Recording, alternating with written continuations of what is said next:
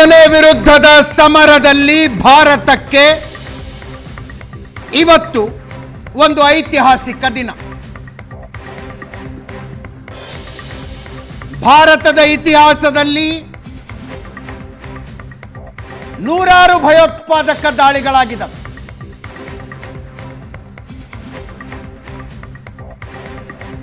ಅನೇಕ ದೇಶಗಳಲ್ಲಿ ಕುಳಿತು ಭಯೋತ್ಪಾದಕ ದಾಳಿಗೆ ಷಡ್ಯಂತ್ರಗಳನ್ನು ರಚಿಸಲಾಗಿದೆ.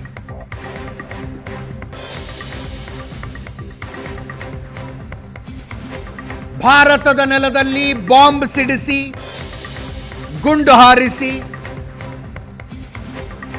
ಸಾವಿರಾರು ಜನರ ರಕ್ತ ಹರಿಸಲಾಗಿದೆ.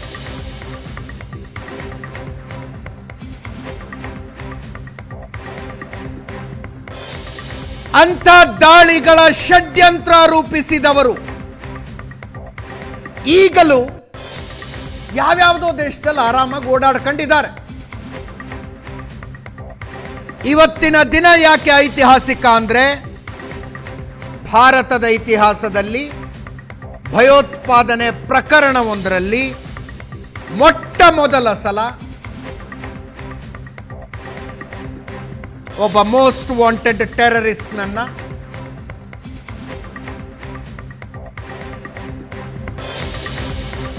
ಭಾರತ ಕಾನೂನು ಪ್ರಕ್ರಿಯೆಗಾಗಿ ಕರೆಸಿಕೊಂಡಿದೆ.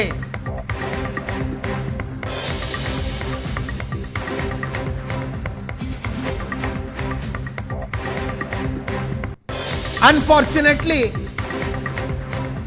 ಭಾರತದಲ್ಲಿ ಎಲ್ಲವೂ ರಾಜಕಾರಣವೇ. ಕಾಂಗ್ರೆಸ್ ನಾಯಕ ಮಾಜಿ ಕೇಂದ್ರ ಸಚಿವ ಪಿ ಚಿದಂಬರಂ ಅವರು ಹೇಳ್ತಾ ಇದ್ದಾರೆ, ಇದರ ಕ್ರೆಡಿಟ್ ಯುಪಿಎ ಸರ್ಕಾರಕ್ಕೆ ಸಿಗಬೇಕು. ಯಾಕೆ ಅಂದ್ರೆ, ಯುಪಿಎ ಸರ್ಕಾರ ಇದ್ದಾಗ ಈ ಪ್ರಕ್ರಿಯೆ ಆರಂಭಗೊಂಡಿತ್ತು. ಪಿ ಚಿದಂಬರಂ ಅವರು ಹೇಳ್ತಾರೆ.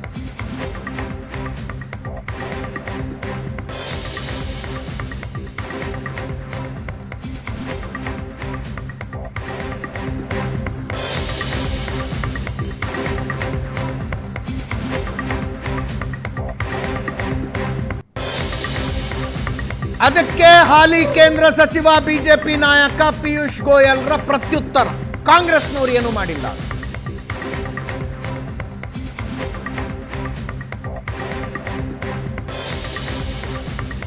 कांग्रेस सरकार के समय हम जिस होटल में खड़े हैं, यहीं पर आतंकवादियों ने हमला किया था. ये होटल पे लोगों की जान गई थी, लेकिन कांग्रेस की सरकार ने कुछ किया नहीं आरोपियों के ऊपर सख्त सजा दिलाने के लिए, बल्कि जो पकड़ा गया था कसम उसको भी बिरयानी खिलाते थे. ये मोदी जी का दृढ़ संकल्प था कि जिन लोगों ने हमारी देश पर आंख उठाई उनको सख्त से सख्त सजा मिले. और आज हर भारतवासी को गर्व है मोदी जी पर. ऐसे लोग जिन्होंने हमारे देश के ऊपर हिंसक आक्रामक हमला किया था, उनको हम भारत के धरती पर भारत के कानून के अंतर्गत सजा दिलाएंगे. कांग्रेस सरकार. ಅಂತಾರಾಷ್ಟ್ರೀಯ ವಿಶ್ಲೇಷಕರಾದ ಗಿರೀಶ್ ಲಿಂಗಣ್ಣ ಅವರು ನಮ್ಮ ಜೊತೆಗಿದ್ದಾರೆ. ಕಾರ್ಯಕ್ರಮಕ್ಕೆ ಸ್ವಾಗತ ಗಿರೀಶ್ ಲಿಂಗಣ್ಣ ಸರ್. ನಿವೃತ್ತ ಏರ್ ವೈಸ್ ಮಾರ್ಷಲ್ ಮುರಳಿ ಅವರು ಕೂಡ ನಮ್ಮ ಜೊತೆಗೆ ನೇರ ಸಂಪರ್ಕದಲ್ಲಿದ್ದಾರೆ. ಸರ್ ನಮಸ್ಕಾರ. ನಮಸ್ಕಾರ Ajit. Are we too excited, unnecessary excite ಆಗ್ತಿದ್ದೀರಿ ನೀವು ಮೀಡಿಯಾದವರು ಅಂತ ಏನಾದ್ರು ಅನ್ನಿಸ್ತಿದೆಯಾ ನಿಮಗೆ? Because we are on this news from the morning. ಬೆಳಗ್ಗೆಯಿಂದಲೂ ಇದನ್ನೇ ತೋರಿಸ್ತಾ ಇದ್ದೀವಿ, ಬರ್ತಾನೆ ಅಷ್ಟೊತ್ತಾಯಿತು, ಇಲ್ಲಿಗೆ ಬಂತು ಅಲ್ಲಿಗೆ ಬಂತು. ಅಥವಾ ನಿಜವಾಗಲೂ ಒಂದು ರಾಷ್ಟ್ರವಾಗಿ ಸಂಭ್ರಮ ಅಂತ ಹೇಳೋದಿಲ್ಲ ನಾನು, ಇದನ್ನು ಸಮಾಧಾನ ಪಡಬೇಕಾದಂಥ ಸುದ್ದಿನ ಇದು. ನನಗ ಎಸ್ ಮುರಳಿ ಸರ್ ತಮಗೆ ಖಂಡಿತ ನಾವು ಸಂಭ್ರಮ ಪಡುವಂಥ ಯಾವ ಸ್ಥಿತಿನೂ ಇಲ್ಲ. ಆಮೇಲೆ ಎಕ್ಸೈಟ್ಮೆಂಟ್ ಯಾವ ಥರ ತೋರಿಸೋ ನೆಸೆಸಿಟಿನೂ ಇಲ್ಲ. ಅಜಿತ್, ನಿಮಗೆ ಗೊತ್ತು, ಒಬ್ಬ ತವಾಬೂರಾಣ ಸಿಕ್ಕಾಕೊಂಡ್ಬಿಟ್ರೆ ಇಡೀ ಪೂರ್ತಿ ಎಲ್ಲ ಅದು ದಂಡೆ ಸಿಕ್ಕಾಕೊಳತ್ತೆ, ಹೊರಗಡೆ ಓಡಾಡ್ತಾ ಇದ್ದಾರೆ. ಇವನು ಮಾಸ್ಟರ್ ಮೈಂಡ್ ಆದರೆ ಆ ಮಾಸ್ಟರ್ ಮೈಂಡ್ ಇನ್ ಚೀಫ್ ಅವನು ಹಫೀಜ್ ಸೈಯದ್ ಮುಜಫರಾಬಾದಲ್ಲಿ ಓಡಾಡ್ಕೊಂಡ್ಯಾನ ಅವನು ಆರಾಮಾಗಿ. ಆಮೇಲೆ ಅವನ ಅಸಿಸ್ಟೆಂಟ್ಸು ಜಕೀರುಲ್ ನಖ್ವಿ, ಆಮೇಲೆ ಮೇಜರ್ ಇಕ್ಬಾಲು, ಮೇಜರ್ ಸಮೀರು, ಸಜಾದ್ ಇದು ಸಜಾದ್ ಮೀರು, ಆಮೇಲೆ ಬೆಲ್ಮನ್ ಇದು ಬೆನೆಟ್ ಕೋಲ್ಮನ್ ಹೆಡ್ಲಿ, ಇವರೆಲ್ಲ ಆರಾಮಾಗಿದ್ದಾರೆ. ಅವರೆಲ್ಲ ಸಿಕ್ಕಾಕೊಂಡು ಅವ್ರಿಗೆ ಸರಿಯಾಗಿ ಪನಿಷ್ಮೆಂಟ್ ಆದರೆ there is a closure to the case. ಇವನು he is just one of the co conspirators ಅಷ್ಟೇ ಹೊರತು ಅದಕ್ಕಿಂತ ಜಾಸ್ತಿ ಏನೂ ಇಲ್ಲ. ಆದರೆ ಭಯೋತ್ಪಾದನೆಯ ಪ್ರಕರಣದಲ್ಲಿ ಮೊಟ್ಟ ಮೊದಲ ಸಲ ಒಬ್ಬ ಭಾರತಕ್ಕೆ ವಾಂಟೆಡ್ ಆಗಿದ್ದವನನ್ನು ಎಕ್ಸ್ಟ್ರಾಡಿಷನ್ ಟ್ರೀಟಿಯಲ್ಲಿ ಕರೆಸ್ಕೊಳ್ತಾ ಇದ್ದೀವಿ ಸರ್. ಹೌದು, ನೀವು ಹೇಳೋದು ಸರಿ. ಆಕ್ಚುಲಿ ಮೊಟ್ಟ ಮೊದಲನೇದಾಗಿ ಒಂದು ಎಕ್ಸ್ಟ್ರಾಡಿಷನ್ ಟ್ರೀಟಿ ನಮ್ಮ ದೇಶದ್ದು ಅಮೆರಿಕ ಒಪ್ಪಂದದ ಪ್ರಕಾರ ಅವರು ಬಂದಿದ್ದಾರೆ. 2010ನೇ ಇಸ್ವಿಯಿಂದ ಎಕ್ಸ್ಟ್ರಾಡಿಷನ್ ಇದನ್ನು ನಾವು ಪರ್ಸ್ಯೂ ಮಾಡ್ತಾ ಇದ್ದೀವಿ. ಇವಂದು ಬೆನೆಟ್ ಕೋಲ್ಮನ್ ಹೆಡ್ಲಿದು. ಅಮೇರಿಕ ಅದನ್ನು ಕಾಲೆಳಿತಾ ಇತ್ತು. ನಾವು ಬೇಕಾದಷ್ಟು ಮಾಹಿತಿಗಳು ಕೊಟ್ವಿ, ಬೇಕಾದಷ್ಟು ಪುರಾವೆಗಳು ಕೊಟ್ವಿ. ಆದರೆ ಅದರಿಂದ ಯಾವುದೂ ಪ್ರಯೋಜನ ಆಗಲಿಲ್ಲ. ಆದರೆ 2023ನೇ ಇಸ್ವಿನಲ್ಲಿ ಶುರು ಆಯಿತು. ಇವನು ಹಾಕ್ಕೊಂಡಿದ್ದ ಅರ್ಜಿಯೆಲ್ಲ ಇದನ್ನು ಅವರ ಫೆಡರಲ್ ಕೋರ್ಟು ರಿಜೆಕ್ಟ್ ಮಾಡ್ತು, ಸುಪ್ರೀಂ ಕೋರ್ಟ್ ರಿಜೆಕ್ಟ್ ಮಾಡಿ ಇಲ್ಲ ಇವನ್ನ ವಾಪಸ್ ಕಳಿಸಲೇಬೇಕು ಅಂತ ಅವರು ಯಾವಾಗ ನಿರ್ಣಯ ತಗೊಂಡ್ರು, ಆಗ ಫೆಬ್ರವರಿನಲ್ಲಿ ಪ್ರೆಸಿಡೆಂಟ್ ಟ್ರಂಪ್ ನಮ್ಮ ಭಾರತದ ಪ್ರಧಾನಿಗಳು ಅಲ್ಲಿ ಹೋದಾಗ ಹೇಳಿದ್ರು, ನಾವು ಇವನ್ನ ರಾಣನ ನಿಮ್ಮ ಕೈಗೆ ಒಪ್ಪಿಸ್ತಾ ಇದ್ದೀವಿ ಅಂತ ಹೇಳಿದ್ರು. ಆದರೆ 2010ರಿಂದ ನಡೀತಾ ಇದೆ ಇದು. ಇವನು ಬೆನೆಟ್ ಕೋಲ್ಮನ್ ಹೆಡ್ಲಿ ಇಬ್ರು ಒಟ್ಟಿಗೆ ಲಾಸ್ ಆಂಜಲೀಸ್ ಅಲ್ಲಿ ಮೆಟ್ರೋ ಡಿಟೆನ್ಷನ್ ಸೆಂಟರ್ ಇರ್ತಾರೆ ಇವರಿಬ್ರು. ನೋಡಿ, ಅಮೆರಿಕ ಇವನು ಬಿಟ್ಕೊಟ್ರು, ಆದ್ರೆ ಹೆಡ್ಲಿನ್ ಬಿಟ್ಕೊಳ್ಳಿಲ್ಲ. ಅವ್ರು ಹೇಳಿದ್ರು ಹೆಡ್ಲಿ ಅಮೆರಿಕನ್ ಸಿಟಿಸನ್, ಅವನು ತನ್ನ ತಪ್ಪುಗಳೆಲ್ಲ ಒಪ್ಕೊಂಡ್ಬಿಟ್ಟಿಯಾನೆ, ಅವನು ಪ್ಲೀ ಬಾರ್ಗೇನ್ ಮಾಡಿದಾನೆ, ಅವನ್ನ ನಾವು ನಿಮ್ಮನ್ನು ಕಳ್ಸಲ್ಲ ಅವನು ಇಂಡಿಯಾಗೆ ಅಂತ. ಅಜಿತ್, ಇವತ್ತಿನ ಡೇಟ್ಗೆ ಬೆನೆಟ್ ಕೋಲ್ಮನ್ ಹೆಡ್ಲಿ ಎಲ್ಲಿದ್ದಾನೆ ಅಂತ ಯಾರಿಗೂ ಗೊತ್ತಿಲ್ಲ. ಅಜಿತ್, ಅವನು ಲಾಸ್ ಏಂಜಲೀಸ್ ಇದ್ದಾನೋ ಅಥವಾ ಅವನಿಗೆ ಬೇರೆ ಐಡೆಂಟಿಟಿ ಕೊಟ್ಟು ಅವನ್ನ ಬೇರೆ ಎಲ್ಲಾರು ಸೆಟಲ್ ಮಾಡಿದಾರೋ ಅಮೆರಿಕಾನವರು, ಗೊತ್ತಿಲ್ಲ, ಯಾರಿಗೂ ಗೊತ್ತಿಲ್ಲ. ಅಂದರೆ ನಾವು ಈಗ ಒಬ್ಬ ತವರಾಣ ಬಂದ್ಬಿಟ್ಟ ಅವನು ಮಾಸ್ಟರ್ ಮೈಂಡು ಅಂತ ನಾವು ಅಷ್ಟು ಎಕ್ಸೈಟ್ ಆಗುವಂಥ ಯಾವ ಥರ ಸ್ಥಿತಿನೂ ಇಲ್ಲ. 26/11ನ ಷಡ್ಯಂತ್ರ ಮಾಡಿದಂಥವ್ರು ಇನ್ನೂ ಅನೇಕ ಜನ ನಮ್ಮ ನ್ಯಾಯಾಂಗದ ಕಾರ್ಯಾಚರಣೆ ಒಳಪಡಬೇಕಾಗಿದೆ. ಅವರು ಎಲ್ಲೆಲ್ಲೋ ಇದ್ದಾರೆ, ತಂಪಾಡಿಗೆ ತಾವು ಆರಾಮಾಗಿದ್ದಾರೆ. ತಹವೂರ್ ರಾಣಾ ಭಾರತಕ್ಕೆ ಬಂದಿಳಿದಿದ್ದಾನೆ. ನಿವೃತ್ತ ವಿಂಗ್ ಕಮಾಂಡರ್ ಸುದರ್ಶನ್ ಅವರು ನಮ್ಮನ್ನು ಜಾಯ್ನ್ ಆಗಿದ್ದಾರೆ. ಸುದರ್ಶನ್ ಸರ್, ಮುಳಿ ಸರಿ ಕೇಳಿದಂಥ ಪ್ರಶ್ನೆಯನ್ನೇ ನಾನು ತಮಗೂ ಕೇಳ್ತಾ ಇದ್ದೀನಿ. Are we too excited about it? ಏನೋ ಒಂದು ರೆಗ್ಯುಲರ್ ಬೆಳವಣಿಗೆ ನಡೆದಿದ್ದೀರಿ, ಮೀಡಿಯಾದವ್ರು ಯಾಕೆ ಅಷ್ಟು ಎಕ್ಸೈಟ್ಮೆಂಟಲ್ಲಿ ಬೆಳಗ್ಗೆ ಸಂಜೆ ತನಕ ಅದನ್ನೇ ತೋರಿಸ್ತಾ ಇದ್ದೀರಿ, ಹಂಗೇನಾದ್ರು ಇದೆಯಾ? ನನಗನ್ನಿಸ್ತಾ ಇದೆ ಒಂದು ಐತಿಹಾಸಿಕ ದಿನ ಇದು ಅಂತ. ಇದೊಂದು ನಿಜವಾಗ್ಲೂ ನೀವು ಹೇಳಿದಾಗೆ ಬಹಳ ದೊಡ್ಡ ಐತಿಹಾಸಿಕ ದಿನ.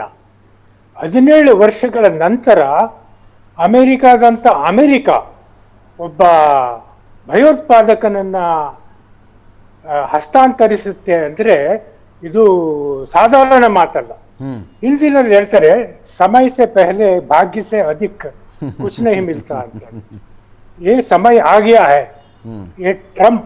ಇವಾಗ ಟ್ರಂಪ್ ಬಂದಿದ್ದಾರೆ, ಮತ್ತೆ ಕಶ್ಯಪ್ ಪಟೇಲ್ ಇಂಟೆಲಿಜೆನ್ಸ್ ಚೀಫ್ ಆಗಿದ್ದಾರೆ, ತುಳಸಿ ಗಬರ್ಡ್ ಒಬ್ಬ ನಮ್ಮ NSAದ ಈಕ್ವಿವೆಲೆಂಟ್ ಏನಂತ ಕರಿತೀವಿ, ಅಜಿತ್ ದೋವಲ್ ಅವರ ಈಕ್ವಿವೆಲೆಂಟ್ ಅಲ್ಲಿ ಆಗಿರೋದ್ರಿಂದ ಇದೆಲ್ಲ ಇಕೋಸಿಸ್ಟಮ್ಮು ಈಗ ಫಾರ್ಮ್ ಆಗಿರೋದ್ರಿಂದ ಬಹಳ ಸುಲಭವಾಗಿ ಬಂದರು ಅಂತ ಅನಿಸುತ್ತೆ. ಆದರೆ ಇದು ಬಹಳ ವರ್ಷಗಳ ಸತತ ಪ್ರಯತ್ನದ ನಂತರ ಈಗ ಬರಬೇಕಾಗಿತ್ತು, ಬಂದಿದ್ದಾರೆ. ಆಮೇಲೆ ಇವರಿಂದ ಹಲವಾರು skeletons will come out of the cupboard. ಯಾರ್ಯಾರು ಇದರಲ್ಲಿದ್ರು, ಯಾರ್ಯಾರ ಕೈವಾಡ ಇದೆ ಅಂತ ಇವರ ಮುಖತಃ ಹೇಳ್ತಾರೆ. ಆಮೇಲೆ ಇವರೆಲ್ಲ ಏನ್ ಮಾಡ್ತಾರೆ ನೋಡಿ, ಒಂದು ಹಂತದಲ್ಲಿ they work as double agents. CIA ಕೆಲಸ ಮಾಡ್ತಿರ್ತಾರೆ, ISIಗೂ ಕೆಲಸ ಮಾಡ್ತಿರ್ತಾರೆ.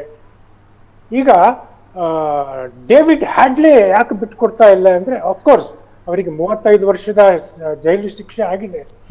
ಅವರು he was A prominent CIA double agent also.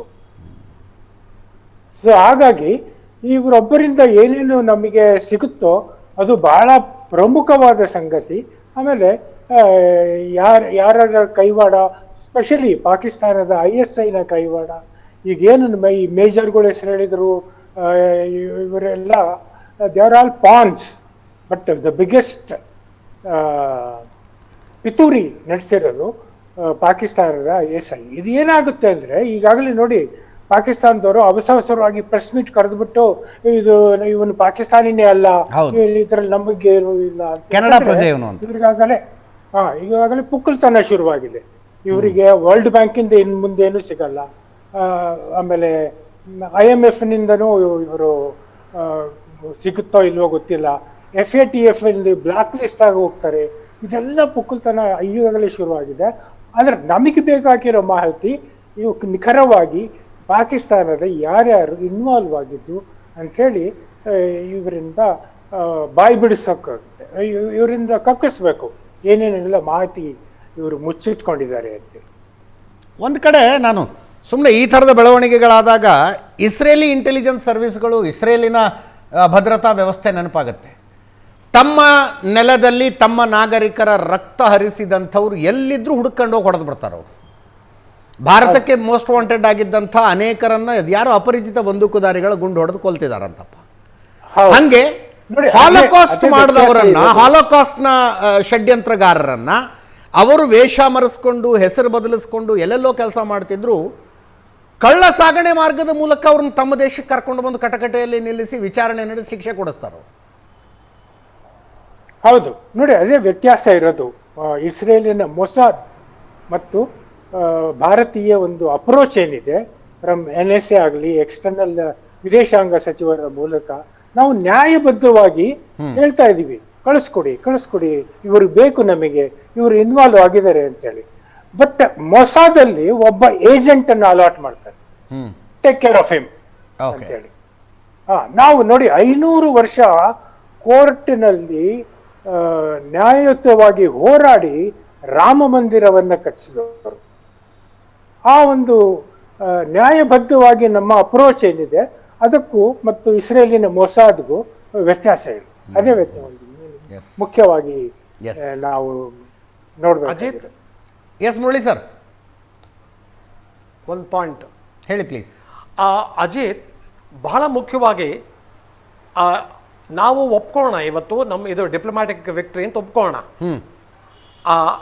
ಅವರಿಂದ ನಾವು ಈ ರಾಣಾನ ನಾವು ಇಂಟ್ರಾಗೇಟ್ ಮಾಡಿದ್ಮೇಲೆ ನಮ್ಗೆ ಏನೇನು ಮಾಹಿತಿಗಳು ಸಿಗೋ ಸಾಧ್ಯತೆ ಇದೆ. ಒಂದು, ರಾಣಾ ISI ಮತ್ತು ಇದನ್ನ ಹ್ಯೂಜಿ ಆಮೇಲೆ LETಗೆ ಒಬ್ಬ ಲಿಂಕ್. ಅವನು LETಗೆ ಹ್ಯೂಜಿ ಮೆಂಬರ್. ಇವನು ಹಫೀಜ್ ಸಯೀದ್ ಜೊತೆಗೆ ಇಂಟ್ರಾಕ್ಟ್ ಆಗ್ತಾ ಇದ್ದ. ಆಮೇಲೆ ಇವನ್ಗೆ ಬೇಕಾದಷ್ಟು ಅವರು ಸಾಮಾನು ಸರಂಜಾಮೆಲ್ಲ ಕೊಡ್ತಾ ಇದ್ರು. ಆಮೇಲೆ ISIನವರು ಬೇಕಾದಷ್ಟು ಇವನಿಗೆ ಶಸ್ತ್ರಾಸ್ತ್ರಗಳನ್ನ ಕೊಟ್ಟಿದ್ರು. 10 ಜನ ಅವರು ಅಲ್ಲಿಂದನೇ ತಗೊಂಡು ಬಂದಿರೋದು ಅಂತ ನಮಗೆಲ್ಲ ಗೊತ್ತಿದೆ. ಅದೊಂದು ವಿಷಯ ಗೊತ್ತಾಗಬಹುದು. ಇನ್ನೊಂದು, ಅವನು ಟೆರರ್ ಫಂಡಿಂಗ್. ಇವತ್ತು ಇದರಲ್ಲಿ ಇಡೀ ವಿಶ್ವದಲ್ಲಿ ಎಲ್ಲಾರ್ಗು ಯೋಚನೆ ಆಗಿರೋದು ಟೆರರ್ ಫಂಡಿಂಗ್. ಅವನಿಗೆ ಎಲ್ಲಿಂದ ಅವನಿಗೆ ದುಡ್ಡು ಬರುತ್ತೆ, ಇಷ್ಟು ಇದು ಅವನಿಗೆ ಈ ತರ ಟೆರರಿಸಮ್ ಆಕ್ಟ್ ಮಾಡಕ್ಕೆ ಎಲ್ಲಿಂದ ದುಡ್ಡು ಬರುತ್ತೆ. ಆಮೇಲೆ ಮೂರನೇದು, ನಮ್ಮ ಇಂಡಿಯನ್ ಸ್ಲೀಪರ್ ಸೆಲ್ಸ್ ಏನಾದ್ರು ಇದೆಯಾ, ಯಾರು ಅವನಿಗೆ ಹೆಲ್ಪ್ ಮಾಡಿದಾರ, ಇಂಥ ಇದೊಂದು ವಿಷಯ. ಆಮೇಲೆ ನಾಲ್ಕನೇದು ಕಮ್ಯುನಿಕೇಶನ್. ಅವ್ನಿಗೆ ಯಾವ ತರ ಕಮ್ಯುನಿಕೇಶನ್ ಇಟ್ಕೊಂಡಿದ್ದ ಹೆಡ್ಲಿ ಜೊತೆಗೆ, ಅದ್ಯಾಕೆ ಅವ್ನ ಕಮ್ಯುನಿಕೇಶನ್ ನಾವ್ ಯಾರು ಇಂಟರ್ಸೆಪ್ಟ್ ಆಗಲಿಲ್ಲ.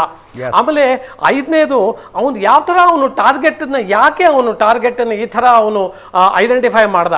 ಆಮೇಲೆ ಒಂದು ವಿಷಯ ಅಜಿತ್, ನಾನು ನಿಮಗೆ ಪ್ರಶ್ನೆ ಕೇಳ್ತೀನಿ.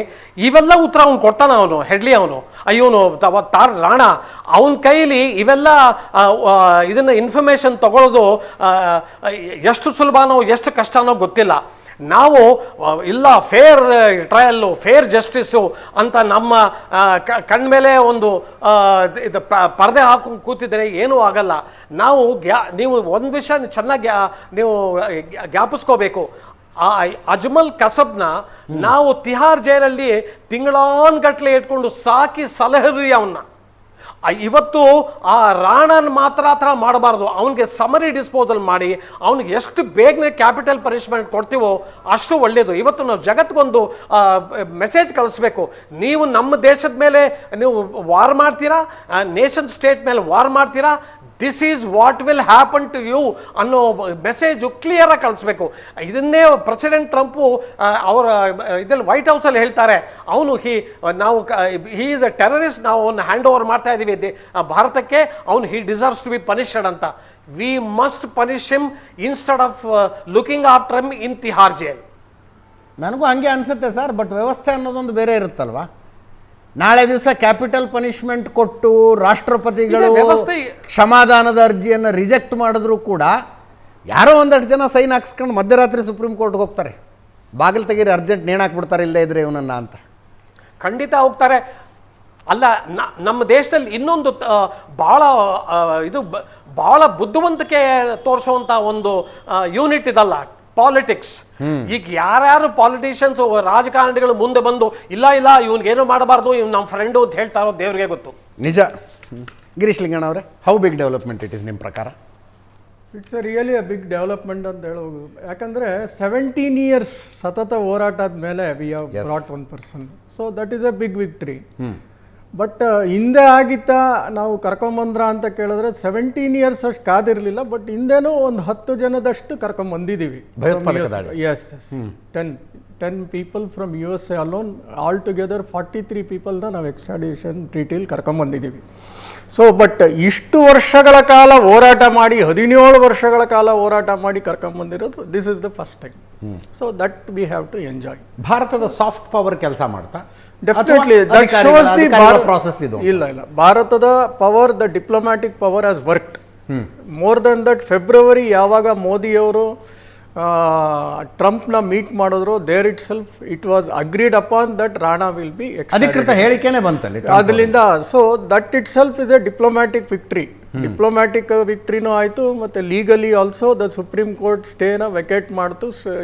V cannot give a stay on your extradition, you should be departed ಅಂತ supreme court. So we won both diplomatically and also through the legal process. So this is a big victory, what to say. Okay. Second, what I am feeling is, as Murali sir told, it's not a big pawn what we have got. Yes. He is indirectly he was helping facilitate ಮಾಡ್ಕೊಟ್ಟ ಈತ. Facilitate ಮಾಡ್ಕೊಟ್ಟ. ಹೆಡ್ಲಿಗೆ. See, he had an immigration office. He is a doctor by nature. ಹೌದು. And he was a captain in the Pakistani army. Doctor. Pakistan Army doctor. Our brother is a psychiatrist in the Pakistan Army. Yes. So ಅವ್ರ ತಂದೆನೂ ಲಾಹೋರಲ್ಲಿ principal ಆಗಿರ್ತಾರೆ. 1990 ಈ comes out of the army, ಈ goes to Canada, there ಈ gets on Canada US citizenship, and from there he moves on to USA and he starts a immigration office. ಆ immigration ಆಫೀಸ್ನ extension branch ಹೆಡ್ಲಿಗೋಸ್ಕರ ಮಾಡಿಕೊಡ್ತಾನೆ. ಈ facilitates 5 years visa for him to go to India. From 2006 to 8, Headley will be in India doing a mapping of where all the things can be done. ಅವ್ನು mapping ಮಾಡ್ಬೇಕಾದ್ರೆ ಅವ್ನು ಒಬ್ಬನೇ ಮಾಡಿರೋಕ್ಕಂತೂ ಸಾಧ್ಯ ಇಲ್ಲ. ಈ will have the requisite infrastructure with this Rana might have provided. We are thinking so, and they might have also have the sufficient details. NIA ಸಿಕ್ಕಿರ್ಬೋದು. ಅದರಲ್ಲೂ ಹೇಳ್ತಾರೆ ಸುಮಾರು 8 ಸಲ ಹೆಡ್ಲಿ ಹೋಗ್ಬಿಟ್ಟು ಬಂದ. Plus around 231 calls we have taken out from the call, email conversations ಎಲ್ಲ ನಡೆದಿತ್ತು ಅಂತ ಹೇಳ್ತಾರೆ. ಬಟ್ ಹೆಡ್ಲಿನ ಯಾಕೆ ಯಾರು ಡೌಟ್ ಬೀಳಲಿಲ್ಲ, because his passport was only mentioning his mother name, who is an American citizen, but his father was a Pakistani. And his name was Gilani. Then he changed to this David Headley just to have this connection with non-Muslim goskara. But he gets trained in 2002 to 5. He was trained under ISI. So you nodaku he is a white American skin. So nobody doubted that he coming to India, then going to Pakistan, coming back, everything nobody doubted.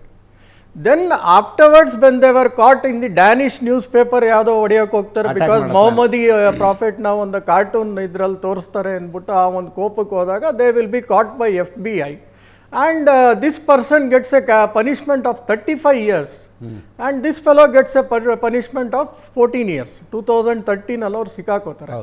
But for being 35 years, he makes an agreement that he will be the main witness and they should not depart him on any cost to India because India will hang him.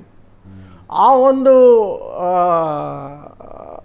ಒಪ್ಪಂದ ಆದಮೇಲೆ ಈ becomes ಈ signs that ಒಪ್ಪಂದ, may be even the court also will be getting involved for making him as a witness and taking all the ಇದು.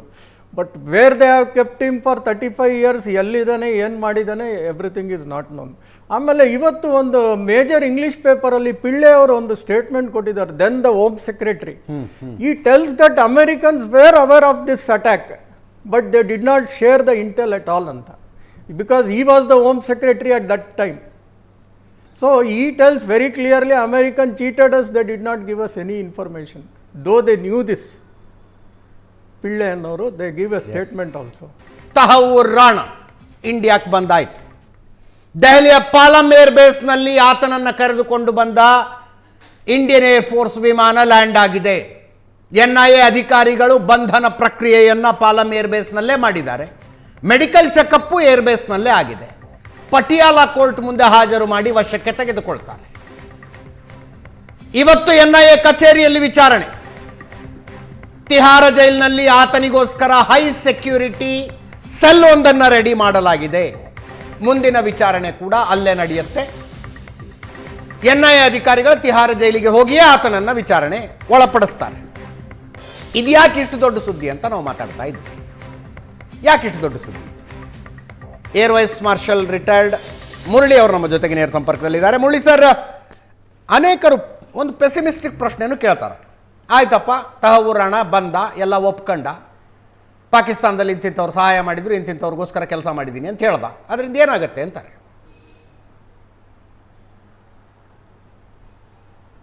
ಇಲ್ಲ, ಅದು pessimistic ಪ್ರಶ್ನೆ ಅಲ್ಲ ಅಜಿತ್. ಇವತ್ತು ಎಲ್ಲರ ಮನಸ್ಸಲ್ಲಿರುವಂಥ ಪ್ರಶ್ನೆ ಅದು. ನಾಳೆ ಅವನು ರಾಣಾ ಒಪ್ಕೋತಾನೆ. ಹೌದು, ನನಗೆ 2005ನೇ ಇಸ್ವಿನಲ್ಲಿ ಹಫೀಜ್ ಸಯದ್ದೇ ನನ್ನ ಕರೆದುಬಿಟ್ಟು ನೀನು ಇಂಡಿಯಾ ಮೇಲೆ ದಾಳಿ ಮಾಡಬೇಕು, ಅದನ್ನ ಟಾರ್ಗೆಟ್ ಎಲ್ಲ ಹುಡುಕು ನೀನು ಬಾಂಬೆನಲ್ಲಿ, ಅದರಲ್ಲಿ ಟಾರ್ಗೆಟಲ್ಲಿ ಎಷ್ಟು ಜನ ಸಾಧ್ಯವೋ ಅಷ್ಟು ಜನ ಸಾಯಬೇಕು ಅನ್ನುವಂತಹ ಒಂದು ಮಿಷನ್ ಅವನು ಕೊಡ್ತಾನೆ. ಅದರ ಪ್ರಕಾರ ಇವನು ಕೆಲಸ ಮಾಡ್ಕೊಂಡು ಹೋಗ್ತಾನೆ ಅಂತ ಕೆಲಸ ಮಾಡಿದೆ ನಾನು ಅಂತ ಒಂದು ಸಮಯ ಹೇಳಿದ್ರೆ ನಾವೇನು ಮಾಡೋಕ್ಕೆ ಸಾಧ್ಯ? ಹಫೀಜ್ ಸಯ್ಯದನ್ನು ಹೋಗಿ ಹೊಡೆಯೋಕ್ಕೆ ಸಾಧ್ಯವಾ? ಹೊಡೀರಿ ನೀವು. ಈ ಹಫೀಜ್ ಸಯ್ಯದನ್ನು ಹೊಡಿಬೇಕು. ಆಮೇಲೆ ಇನ್ನೊಂದು ವಿಷಯ ನಾವು ಆಗಲೇ ಡಿಸ್ಕಸ್ ಮಾಡ್ತಿರುವಾಗ ಒಂದು ಪಾಯಿಂಟ್ ಬಂತು. ಈ ಹೆಡ್ಲಿ ಏನು ಮಾಡ್ತಾನೆ, ಬಾಂಬೆನಲ್ಲಿ ಒಂದು ಇಮಿಗ್ರೇಷನ್ ಸರ್ವಿಸಸ್ ಶುರು ಮಾಡ್ತಾನೆ. ಆ ಶುರು ಮಾಡಕ್ಕೆ ಯಾರು ದುಡ್ಡು ಕೊಟ್ಟಿದ್ದು? Major Iqbal of ISI. ಅವನು $1,500 ಕೊಟ್ಬಿಟ್ಟು ಹೋಗೋದಿನಲ್ಲಿ ಇದನ್ನ ಒಂದು ಇಮಿಗ್ರೇಷನ್ ಸರ್ವಿಸ್ ಶುರು ಮಾಡು ಅಂತ ಹೇಳ್ತಾನೆ. ಅಂದ್ರೆ ಎಲ್ಲಿಂದನೋ ಇವರಿಗೆಲ್ಲ ಟೆರರ್ ಫಂಡಿಂಗ್ ನಡೀತಾ ಇತ್ತು. ಸೊ ಇವೆಲ್ಲ ಅವನು ಒಪ್ಕೋತಾನೆ ಅಂತ ಅನ್ಕೋಣ, ಆರ್ಗ್ಯುಮೆಂಟ್ ಸೇಕ್. ನಾವು ಮುಂದೆ ಏನ್ ಮಾಡೋ ಸ್ಥಿತಿಯಲ್ಲಿ ಇದೀವಿ? ನಾವಿವತ್ತು ಪಾಕಿಸ್ತಾನಕ್ಕೆ ಏನಾದ್ರು ಹೇಳಿದ್ರೆ, ಇಲ್ಲ ನಿಮ್ಮ ಹಫೀಜ್ ಸಯ್ಯದ್ ಅವನಿಂದಾನೇ ಇಷ್ಟೆಲ್ಲ ತೊಂದರೆ ಆಗಿದ್ದು, ಅವ್ನು ನೀವು ವಾಪಸ್ ನಮಗೆ ದೇಶಕ್ಕೆ ನಮ್ಮ ದೇಶಕ್ಕೆ ನಾವು ಹ್ಯಾಂಡ್ ಓವರ್ ಮಾಡಿ ಅಂತ ಹೇಳಿದ್ರೆ ಅವ್ರು ಹೇಳ್ತಾರೆ ಹಫೀಜ್ ಸಯ್ಯದ್ ಎಂಥ ಟೆರರಿಸ್ಟು ಅಲ್ಲ, ಅವನು ಬರೇ ಒಬ್ಬ ಕ್ಲರ್ಜಿ. ಅವನು ಮುಜಫರಾಬಾದಲ್ಲಿ ಅವನ ಪಾಡಿಗೆ ಅವನು ಇದರಲ್ಲಿ ಮದ್ರಾಸಲ್ಲಿ ಅವನು ಟೀಚ್ ಮಾಡ್ಕೊಂಡಿದ್ದಾನೆ ಅಂತ ಅಂದ್ಬಿಟ್ಟು ಅವರು ಮಾತು ಹಾರಿಸ್ತಾರೆ. ಸೊ ಆದ್ದರಿಂದ ಅವನು ರಾಣಾ ಎಷ್ಟು ಬೇಕಾದ್ರೂ ಮಾಹಿತಿ ಕೊಡ್ಲಿ, ಆ ಮಾಹಿತಿ ಮೇಲೆ ನಾವು ಏನ್ ಆಕ್ಷನ್ ತಗೊಳಕ್ ಸಾಧ್ಯ ಅಂತ ನಾವು ಫಸ್ಟ್ ಯೋಚನೆ ಮಾಡಬೇಕು. ನಾವು ಅವರೆಲ್ಲ ಯಾರು ಒಟ್ಟುಗೂಡಿ ಇದ್ರೊಳಗೆ ಈ ಬಾಂಬೆನಲ್ಲಿ ಈ ತೊಂದರೆ ಮಾಡಿದ್ರು, ಈ ಕಾರ್ನೇಜ್ ಮಾಡಿದ್ರು, ಅವ್ರನ್ನೆಲ್ಲ ಹಿಡಿಯೋ ಸ್ಥಿತಿಯಲ್ಲಿ ಇದೀವ ನಾವು? ಇಲ್ಲ. ಒಬ್ಬ ಸಿಕ್ಕಾಕೊಂಡಿದ್ದಾನೆ ರಾಣಾ, ಅವನ್ನ ನಾವು ನಾಳೆ ಗಲ್ಲಿಗೆ ಖಂಡಿತ ಏರಿಸ್ತೀವಿ. ಆದ್ರೆ ಮುಂದೆ ನಾವು ಏನೇನು ಮಾಡಕ್ ಸಾಧ್ಯ ಅಂತ ನಾವು ಬಹಳ ಕೇರ್ಫುಲ್ ಆಗಿ ಯೋಚನೆ ಮಾಡಿದಾಗ ನಮಗನ್ಸತ್ತೆ ನಾವು ಎಷ್ಟು ಇನ್ಫಾರ್ಮೇಶನ್ ಸಿಕ್ಕರು ಆ ಇನ್ಫಾರ್ಮೇಶನ್ ನಮ್ಮ ಜಾಯಿಂಟ್ ಇದನ್ನ ಇಂಟೆಲಿಜೆನ್ಸ್ ವಿಂಗಿಗೆ ಕೊಟ್ಟುಬಿಟ್ಟು ಅಲ್ಲಿ ಕತೆ ಮುಗಿಸ್ತೀವಿ ಅಂತ ನನಗನ್ಸತ್ತೆ. ನಾವು ಹಫೀಜ್ ಸಯ್ಯದ್ನ ನಿಜವಾಗ್ಲೂ ಆಮೇಲೆ ಇವನ್ನ ಜಿಯಾಹುರ್ ನಖ್ವಿನ ಇಬ್ಬರನ್ನು ಎಳ್ಕೊಂಬಂದು ಹೆಡೆಮುರ್ಗೆ ಕಟ್ಬಿಟ್ಟು ಅವ್ನು ನಮ್ಮ ದೇಶಕ್ಕೆ ಎಳ್ಕೊಂಬಂದ್ರೆ ನಾವು ಒಪ್ಕೋತೀನಿ ಅವ್ನು ಕೊಟ್ಟಿದ್ದ ಇನ್ಫಾರ್ಮೇಶನ್ ಎಲ್ಲ ನಿಜವಾಗ್ಲೂ ಸರಿಯಾಗಿದೆ ಅಂತ. ಆದರೆ ಅಜಿತ್, ಒಂದು ಬಹಳ ಇಂಪಾರ್ಟೆಂಟು, ನಮ್ಮ ದೇಶದಲ್ಲೇ ಕೆಲವು ಸ್ಲೀಪರ್ ಸೆಲ್ಸ್ ಇದೆ. ಎಲ್ಲಿದೆ ಅದು? ಜಮ್ಮು ಅಂಡ್ ಕಾಶ್ಮೀರಲ್ಲಿ ಇದೆಯಾ, ಬೇರೆ ಕಡೆ ಇದೆಯಾ? ಅವರು ಇಂಥ ಭಯೋತ್ಪಾದಕರಿಗೆ ಸಹಾಯ ಮಾಡ್ತಾ ಇದ್ದಾರಾ? ಸಹಾಯ ಮಾಡಿದ್ರೆ ಯಾವ ಥರ ಮಾಡ್ತಾರೆ? ಅವ್ರನ್ನ ಯಾರು ಫಂಡ್ ಮಾಡ್ತಾರೆ? ಆ ಥರ ಏನಾದ್ರು ನಮಗೆ ಮಾಹಿತಿ ಸಿಕ್ಕರೆ ಅದು ನಿಜವಾಗ್ಲೂ ಗೋಲ್ಡ್ ಮೈನ್ ಅನ್ಸತ್ ನಂಗೆ. ಅಲ್ಲ ಸರ್, ತಹವೂರ್ ರಾಣಾ ಅಮೆರಿಕದಲ್ಲಿ ಸಿಕ್ಕಾಕೊಂಡ ಮೇಲೂ ಆತ ಆರಂಭಿಸಿರುವ ಸ್ಲೀಪರ್ ಸೆಲ್ಗಳು ಇನ್ನೂ ನಡ್ಕೊಂಡಿರ್ತವೆ ಅನ್ನೋ ನಂಬಿಕೆ ನನಗೇನಿಲ್ಲ. ಅವಾಗಲೇ ತಮ್ಮ ಮಾರ್ಗಗಳನ್ನು ಬದಲಾಯಿಸಿಕೊಂಡಿರ್ತವೆ. ವಿಂಗ್ ಕಮಾಂಡರ್ ಸುದರ್ಶನ್ ಸರ್, ಏನಾಗುತ್ತೆ ಈತ ಎಲ್ಲ ಮಾಹಿತಿ ಕೊಟ್ರೆ? ಅಂತಾರಾಷ್ಟ್ರೀಯ ವೇದಿಕೆಗಳಲ್ಲಿ ಪಾಕಿಸ್ತಾನವನ್ನು ಸಿಂಗಲ್ ಔಟ್ ಮಾಡೋಕ್ಕಾಗತ್ತಾ? ಇವರೇನು ರ್ಯಾಂಡಮ್ ಆಗಿ 166 ಜನಗಳ ಕಗ್ಗೊಲೆ ಮಾಡಿದ್ರಲ್ಲ, ಇವರ ಟಾರ್ಗೆಟ್ ಸಿಸ್ಟಮ್ ಇದಕ್ಕಿನ್ನೂ ಬಹಳ ಆಳವಾಗಿತ್ತು. ಒಂದು ತಹವೂರ್ ರಾಣಾನೇ ಖುದ್ದಾಗಿ ಬಂದು ಮುಂಬೈನಲ್ಲಿ ಪೋವಾಯಿ ಅಂತ ಒಂದು ಬೆಟ್ಟ ಇದೆ. ಹೌದು. ಆ ಬೆಟ್ಟದ ಮೇಲೆ ನಮ್ಮ ಬೆಂಗಳೂರಿನಲ್ಲಿ ಕಮ್ಮನಹಳ್ಳಿನಲ್ಲಿ ಏನಿದೆ ಜಲವಾಯು ವಿಹಾರ್ ಅಂತೇಳಿ, ಅಲ್ಲಿ ಜಲವಾಯು ವಿಹಾರ್ ವಸತಿ ಸಮುಚ್ಚಯ ಇದೆ. ಓಕೆ. ಅದರಲ್ಲಿ ಮುಖ್ಯವಾಗಿ ವಾಸಿಸ್ತಿದ್ದರು 1971 ವಾರ್ ವೆಟರನ್ಸ್. ಸೊ ಇದು ಅವರ ಟಾರ್ಗೆಟ್ ಆಗಿತ್ತು. ಆದರೆ ಇದು ಅವರು ಎಲ್ಲಿ ಈ ಮೀನುಗಾರರ ಒಂದು ಸಮುಚ್ಛಯದಲ್ಲಿ ಇಳ್ಕೊಂಡ್ರು ಈ 10 ಜನ, ಅಲ್ಲಿಂದ 34 ಕಿಲೋಮೀಟರ್. ಓಕೆ.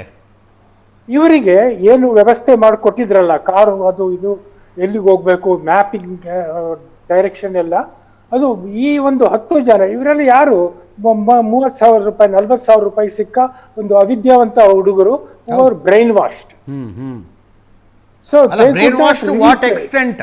ನೀವು ಸತ್ರೆ ನಿಮ್ಮ ಹೆಣಗಳಿಂದ ಸುವಾಸನೆ ಬರುತ್ತೆ ಅಂತ ಹೇಳಿದ್ರಂತೆ, ಅದನ್ನ ನಂಬ್ಕೊಂಡಿದ್ರಂತ. ಸುವಾಸನೆ ಬರುತ್ತೆ. ಈ 72 ಊರುಗಳಿಗೆ ಕನ್ಯರು ಸಿಗ್ತಾರೆ ಅಂತೇಳಿ. ಸೊ ಈ ಒಂದು 34 ಕಿಲೋಮೀಟರ್ನ ಕ್ರಮಿಸೋಕೆ ಇವ್ರ ಕೈಲಿ ಆಗಲಿಲ್ಲ. ಆದ್ರಿಂದ ಇಲ್ಲೇ ನೀವು ಹತ್ರದಲ್ಲೇ ರ್ಯಾಂಡಮ್ ಆಗಿ ತಾಜ್ ಹೋಟೆಲ್ ಮೇಲೆ, ಟ್ರೈಡೆಂಟ್ ಹೋಟೆಲ್ ಮೇಲೆ, ಆಮೇಲೆ ಈ ಜ್ಯೂಸ್ ಒಂದು ಸಮುದಾಯ ಇತ್ತಲ್ಲ ಅದ್ರ ಮೇಲೆ ನೀವು ಅಂಡ್ ಛತ್ರಪತಿ ಶಿವಾಜಿ ಟರ್ಮಿನಲ್ ಮೇಲೆ, ಆಮೇಲೆ ಅದೇ ಸಮಯದಲ್ಲಿ ಹರಿದ್ವಾರದಲ್ಲಿ ಕುಂಭಮೇಳ ನಡೀತಾ ಇತ್ತು. ರಾಜಸ್ಥಾನದಲ್ಲಿ ಇನ್ನೊಂದು ಮೇಳ ನಡೀತಾ ಇತ್ತು, ಪುಷ್ಕರ್ ಮೇಳ ನಡೀತಾ ಇತ್ತು. ಅದು it was a big impact target. ಹೌದು. ಬಟ್ ಈ ಕರ್ಕೊಂಡು ಬಂದವರೆಲ್ಲ ಅವರಿಗೆ ಅಷ್ಟೊಂದು ಜ್ಞಾನ ಇರಲಿಲ್ಲ. ಅವರು they are just enough to kill themselves within 10 kilometres radius. ಆ ಥರ ಒಂದು ಇದು ಪ್ಲಾನ್ ಮಾಡ್ಕೊಂಡಿದ್ರು.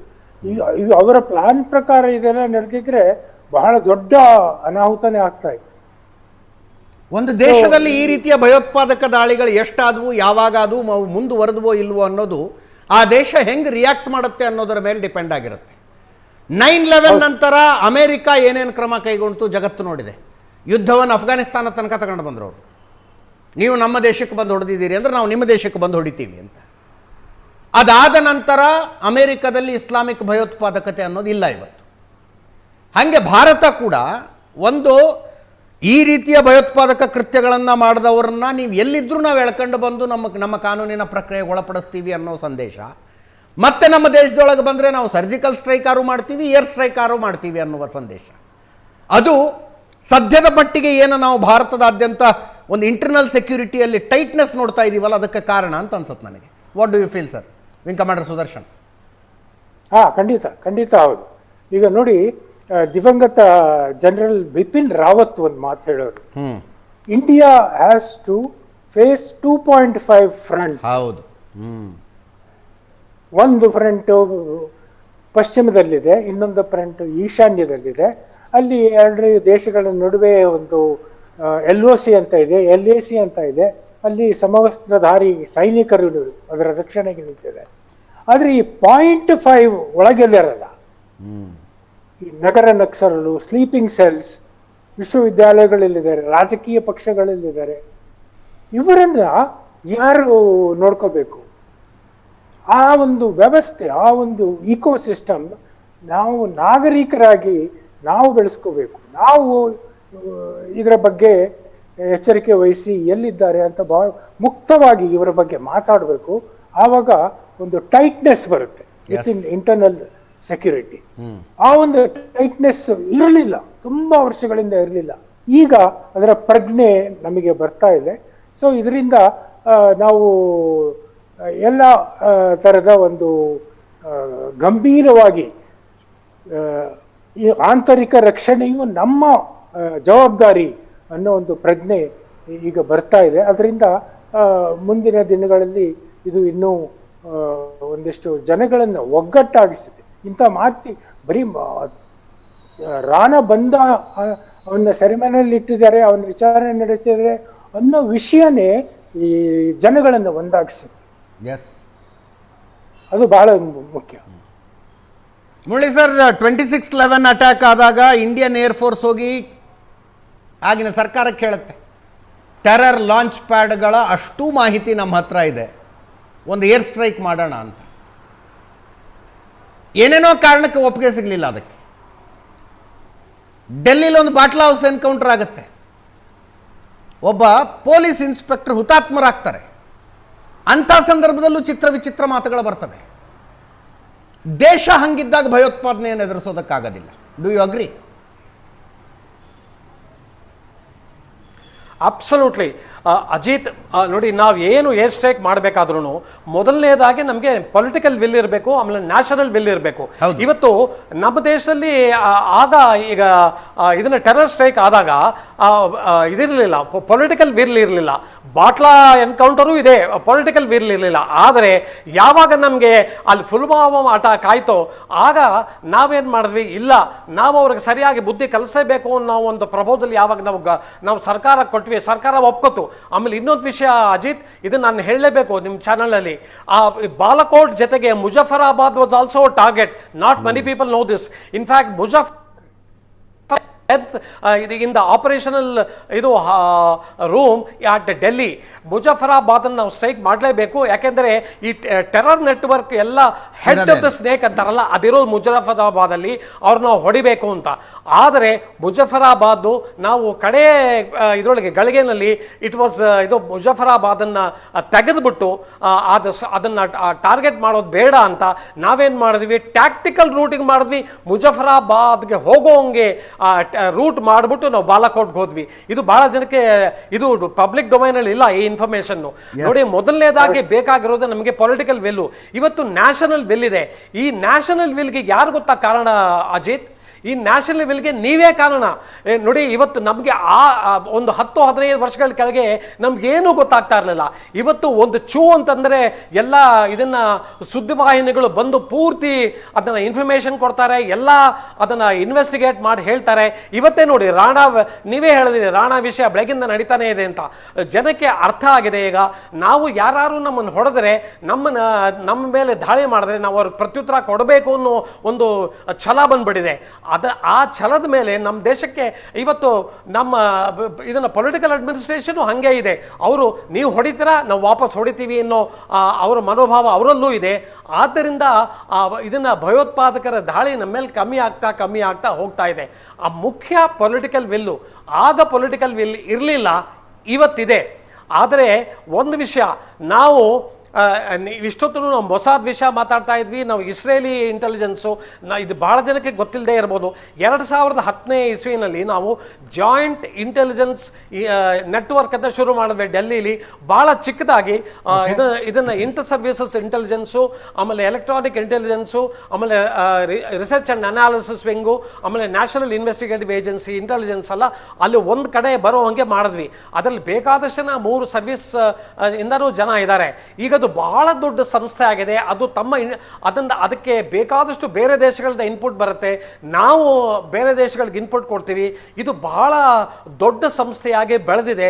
ಇವತ್ತು ಇಂಟೆಲಿಜೆನ್ಸು, ಇವತ್ತು ಇನ್ಫಾರ್ಮೇಶನ್ಗೆ ಯಾವ ಥರ ಪಾಬಂದಿನೂ ಇಲ್ಲ, ಯಾವ ಥರ ಕೊರತೆನೂ ಇಲ್ಲ. ನಾವು ಯಾವಾಗ ಬೇಕಾದ್ರೆ, ಎಲ್ಲಿ ಬೇಕಾದ್ರೆ, ಯಾವ ಥರ ಬೇಕಾದ್ರೆ ನಾವು ಅದನ್ನು ಸ್ಟ್ರೈಕ್ ಮಾಡುವಂಥ ಇವತ್ತು ಕ್ಷಮತೆ ನಮ್ಮಲ್ಲಿದೆ. ಎಸ್ ಎಸ್ ಗಿರೀಶ್ ಲಿಂಗಣ್ಣವರೇ, ಯಾವಾಗ ತಹವೂರ್ ರಾಣಾ ಭಾರತಕ್ಕೆ ಬರ್ತಾ ಇದ್ದಾನೆ ಅಂತಾಯಿತು, ಪಾಕಿಸ್ತಾನ ಅಂತ ಹೇಳಿಕೆ ಕೊಡುತ್ತೆ ಸರ್, ನಮ್ಮ ನಾಗರಿಕನೇ ಅಲ್ಲ ಅವನು ಅಂತ. ಕೆನಡಾ ಪ್ರಜೆ ಆತ ಕೊಡಲೇಬೇಕಾಗ್ತದೆ. ಬಿಕಾಸ್ ಅವನು ಸೇವೆ ಮಾಡಿದ್ದೆಲ್ಲ ಪಾಕಿಸ್ತಾನ ಆರ್ಮಿಲೆ. ಅವ್ರ ತಂದೆ ಇದ್ದಿದ್ದು, ಅವ್ರ ಅಣ್ಣ ಇದ್ದಿದ್ದು, ಅವ್ರ ತಮ್ಮ of course is in Canada. So is having the Pakistani blood itself. So even on David Headley whom he has gone and of course ಅವರಿಬ್ಬರು childhood friends and he also get trained by 2002 to 5 and ಇವನನ್ನೆಲ್ಲ push ಮಾಡೋದೆ, ಇವನು infrastructure help ಮಾಡೋದೆ ಇವನು Rana. So all this is ಎಂಥವನಿಗಾರು ಗೊತ್ತಾಗುತ್ತೆ, it is nothing but somebody Pakistan head is helping him to do all such things. So as a country they should always tell ಹೂ ಅಂತ ಎಲ್ಲಿ ಒಪ್ಕೋತಾರೆ. ಹೂ ಅಂತ ಒಪ್ಕೊಂಡ್ರೆ FTFA ಅದು ಇದು ಎಲ್ಲ ಅವ್ರ ತಲೆ ಮೇಲೆ. ಅಜ್ಮಲ್ ಕಸಬ್ನೇ ಕೊನೆಗೂ ಒಪ್ಕೊಳ್ಳಿಲ್ಲ. So it is known fact that they will always tell no.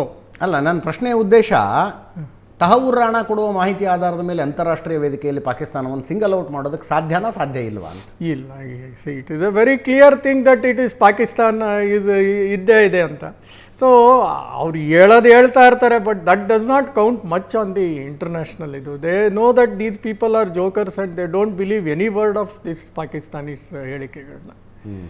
So I don't think so ಅದಕ್ಕೆ ಅಷ್ಟು ಮಹತ್ವ ಪಡೆಯುತ್ತೆ ಇವ್ರು ಹೇಳಿಕೆ ಅಂತ ನನಗೇನು ಅನಿಸಲ್ಲ. May be for the court of law they keep on arguing ಅಷ್ಟೇ, but everybody knows by and large that it's Pakistan.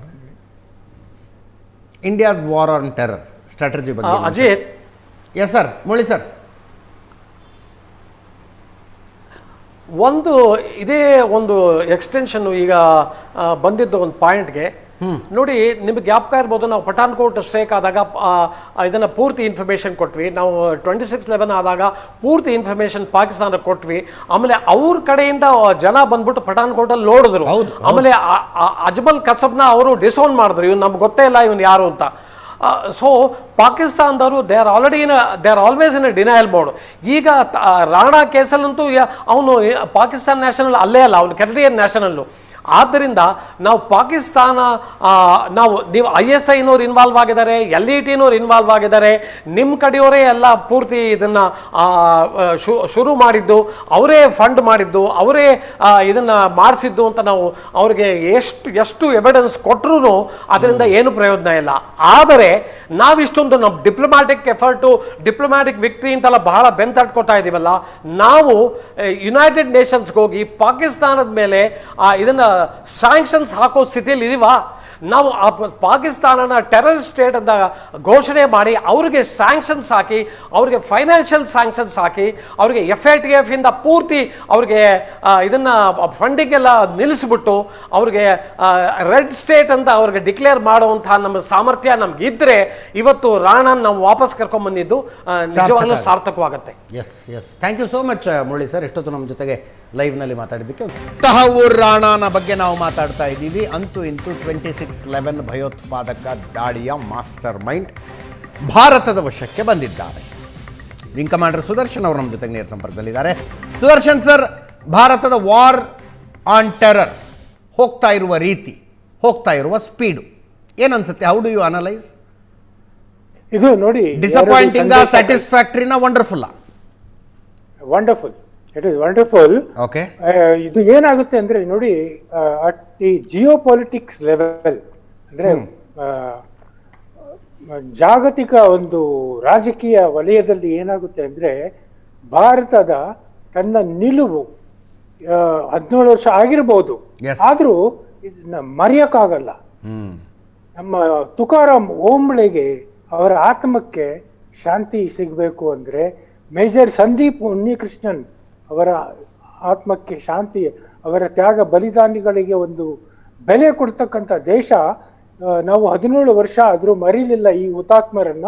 ಆಮೇಲೆ 166 ಜನರ ಏನು ಅಮಾಯಕರು ಜೀವವನ್ನು ಅಮಾನುಷವಾಗಿ ಇವರನ್ನ ಕೊಲ್ಲಲಾಯ್ತಲ್ಲ, ಅವರ ಒಂದು ಜೀವಕ್ಕೆ ನಾವು ಆತ್ಮಾರ್ಪಣೆ, ಒಂದು ಗೌರವವನ್ನು ಸಲ್ಲಿಸಬೇಕು ಅಂದ್ರೆ ಇಂತಹ ಒಂದು ವಿಚಾರಣೆ ನಡೀಲೇಬೇಕು. ಈ ವಿಚಾರಣೆ ನಡೆದಾಗ ಯಾರು ಇದರ ಹಿನ್ನೆಲೆಯಲ್ಲಿ ಯಾರು ಫಂಡ್ ಮಾಡ್ತಾ ಇದ್ರು, ನಮ್ಮ ಮುರಳಿ ಸರ್ ಹೇಳಿದಾಗೆ ಇದು ಒಂದು ಸಂದೇಶ ಬರೀ ಭಾರತದ ಒಳಗಿನ ಶತ್ರುಗಳಿಗೆ ಅಲ್ಲ, ಹೊರಗಿನ ಒಂದು ಅಸರ್ಟಿವ್ನೆಸ್ ಏನಿದೆ ಭಾರತದ್ದು. ಆಮೇಲೆ ಪಾಕಿಸ್ತಾನ, ನಾನು ಹೇಳಿದಾಗೆ ಇದರ ಹಿಂದೆ ನಿಸ್ಸಂಶಯವಾಗಿ ಇದರ ಕೈವಾಡ ಇದೆ. ಆದ್ರಿಂದ ಹೇಗೆ ನಾವು ಅವರು ನೋಡಿ, ಪ್ರತಿ ದೇಶಕ್ಕೂ ಒಂದು ಸೈನ್ಯ ಅಂತ ಇರುತ್ತೆ. ಆದ್ರೆ ಇಲ್ಲಿ ಏನಾಗಿದೆ ಅಂದ್ರೆ, ಒಂದು ಸೈನ್ಯಕ್ಕೆ ಪಾಕಿಸ್ತಾನ ಅನ್ನೋ ದೇಶ ಇದೆ. ಇಲ್ಲಿ ಯಾರು ಆಡಳಿತ ನಡೆಸ್ತಾ ಇದ್ದಾರೆ, ಯಾರು ನಿಯಂತ್ರಣದಲ್ಲಿದ್ದಾರೆ ಅಂತಾನೆ ಗೊತ್ತಿಲ್ಲ. ಸೊ ಈಗಾಗಲೇ ನ್ಯೂಸ್ ವರದಿಗಳ ಪ್ರಕಾರ ಅಮೆರಿಕ ಮತ್ತೊಮ್ಮೆ ಅಫ್ಘಾನಿಸ್ತಾನಕ್ಕೆ ಕಾಲಿಡ್ತಾ ಇದೆ. ಯಾಕಂದ್ರೆ ಅವರಿಗೆ ಬಲೂಚಿಸ್ತಾನದ ಒಂದು ಇಂಟರ್ಫರೆನ್ಸ್ ಮಾಡಬೇಕಾಗಿದೆ. ಯಾಕಂದ್ರೆ ಆ ಒಂದು ಪರಿಸ್ಥಿತಿ ಬಂದಿರೋದ್ರಿಂದ ಬಲೂಚಿಸ್ತಾನ ಮತ್ತು ಇರಾನ್ ಎರಡೂ ದೇಶಗಳನ್ನ ಸಂದೇಶ ಒಂದು ಸಿಗ್ತಾ ಇದೆ, ಹೀಗೆ ನಾವು ಸುಮ್ಮನೆ ಇರಲ್ಲ.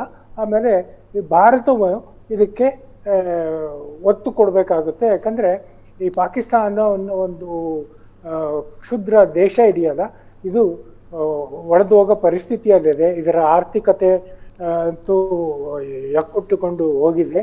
ಇನ್ಮೇಲೆ ನಾನು ಹೇಳಿದಾಗೆ ವರ್ಲ್ಡ್ ಬ್ಯಾಂಕ್ ಆಗಲಿ, IMF ಆಗಲಿ, FATF ಆಗಲಿ ಯಾರು ಇವರ ಒಂದು ಏನು ವಿಕ್ಟಿಮ್ ಕಾರ್ಡ್ ಪ್ಲೇ ಮಾಡ್ತಾರಲ್ಲ ಅದನ್ನ ಕೇಳೋ ಮನಸ್ಥಿತಿ ಇಲ್ಲ. ಈಗಾಗಲೇ ನೋಡಿ, ನಿನ್ನೆ ಬಾಂಗ್ಲಾದೇಶದಲ್ಲಿ ನಾವು ಮಾಡಿರೋ ಇದರಿಂದ ಆಗಾಗಲೇ ಬಾಂಗ್ಲಾದೇಶದ ಒಂದು ಆರ್ಥಿಕತೆನೂ ಕಂಗೆಟ್ಟು ಹೋಗ್ತಾ ಇದೆ. ನಾವು ಬರೀ ಟ್ರಾನ್ಸ್ಶಿಪ್ಮೆಂಟ್ ಫೆಸಿಲಿಟೀಸ್ ವಿಡ್ರಾ ಮಾಡ್ಕೊಂಡಿದ್ವಿ, ಅಂದ್ರೆ ಅವ್ರಿಗೆ ಕೊಡ್ತಾ ಇಲ್ಲ. So therefore they are in such a bad state that they will not be able to export anything to any country. So ಈ ತರ ಭಾರತದ ಒಂದು ನಿಲುವು ಪ್ರಪಂಚಕ್ಕೆ ಗೊತ್ತಾಗ್ತಾ ಇದೆ. ಆಮೇಲೆ ಅದಕ್ಕೆ ಸರಿಯಾಗಿ ಈಗ ಎಲ್ಲ ಕಡೆಯಿಂದನೂ ಭಾರತದ ನಾಯಕತ್ವಕ್ಕೆ, ರಾಜಕೀಯ ನಾಯಕತ್ವ ಏನು ಮುರಳಿ ಸರ್ ಹೇಳ್ತಾ ಇದ್ದಲ್ಲ, ನೋಡಿ ಈ ರಾಜಕೀಯ ನಾಯಕತ್ವದ ಒಂದು ಗುಣ ಅಲ್ಲಿ ಸಿಯಾಚಿನ್ ಇದರಲ್ಲಿ ಕುತ್ಕೊಂಡಿರೋ ಒಬ್ಬ ಸೈನಿಕನಿಗೂ ಗೊತ್ತಾಗುತ್ತೆ. Thanks to you people in media, social media.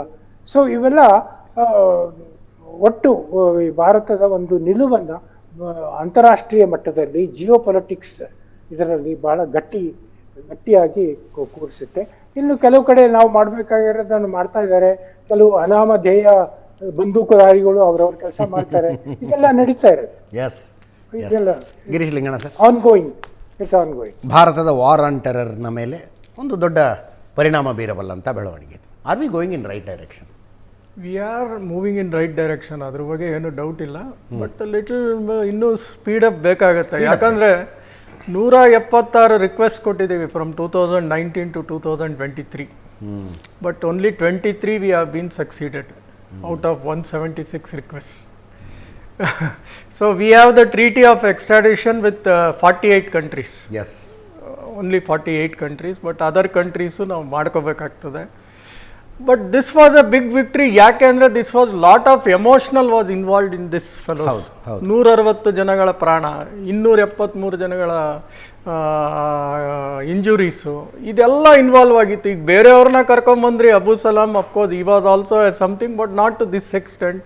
ಇನ್ನು ಮಿಕ್ಕಿದೆಲ್ಲ ಎಕನಾಮಿಕಲ್ ಅಫೆನ್ಸಸ್ ಜಾಸ್ತಿ. ನೀರವ್ ಮೋದಿ ಮತ್ತು ಇವ್ರದೆಲ್ಲ economical offence that did not affect much on the sentiments of the people. Psyche of the people. So, but this has a very major impact on the people emotions. So, ಆದ್ರಿಂದ ಇದು ತುಂಬಾನೇ ಜಾಸ್ತಿ ಚರ್ಚೆ ಆಗ್ತಿದೆ. Thank you so much. Thank you sir. Wing commander Sudarshan sir, ಧನ್ಯವಾದ. ಇಷ್ಟೊತ್ತು Asianet ಸುವರ್ಣ news ಜೊತೆ ಮಾತನಾಡಿದ್ದೀರಿ. ಇದರೊಂದಿಗೆ ಇವತ್ತಿನ ಲೆಫ್ಟ್ ರೈಟ್ ಸೆಂಟರ್ ಮುಗಿಸ್ತಾ ಇದ್ದೀನಿ. ನೇರ ದಿಟ್ಟ ನಿರಂತರ ಸುದ್ದಿಗಾಗಿ ನೋಡ್ತಾ ಇರಿ ಏಷ್ಯಾನೆಟ್ ಸುವರ್ಣ ನ್ಯೂಸ್.